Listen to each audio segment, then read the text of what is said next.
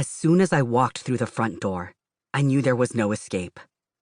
Mom hovering in the dining room just beyond the foyer.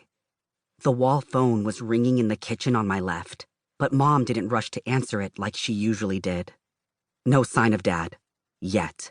But his museum closed early on Wednesdays, so he had to be in the house somewhere.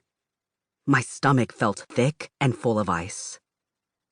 I slammed the door, shutting out the September chill, and dropped my school bag.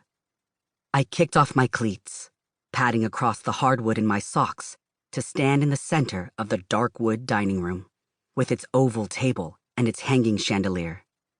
In the 1600s, that monster would have held real candles, and some poor enslaved person probably had to stand on a ladder and light them one by one.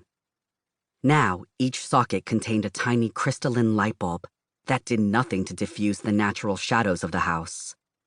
It was like being back in colonial times. I took a deep breath to steady myself, inhaling the scents of pine and ash rolling off the thick walls. "Ash," Mom said, looking hesitantly at me. Great. Coach must have already called her and told her what had happened today. Her tightly clasped hands had gone white at the knuckles.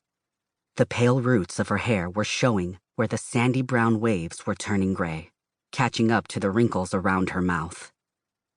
My name was Ashley.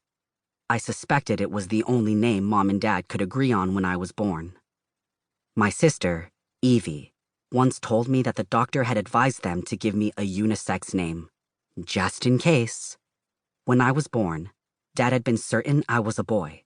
Mom and the doctor had been less convinced.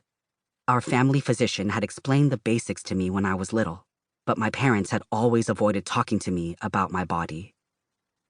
Until now. Dad's voice behind me. "Turn around." I revolved on the spot, feeling that I had no choice, my stomach tightening instinctively. Dad didn't look like my friends' dads, which had made the fear of him worse when I was growing up. His grizzled gray hair hung down to his shoulders, accentuated by a mean widow's peak. In any other city, he might have been an amateur MMA fighter, maybe a truck driver. Here in Salem, where automobiles were banned on our main street, he co-owned a witch trial museum. It sounded more impressive than it really was. Museums like his were a dime a dozen in this town.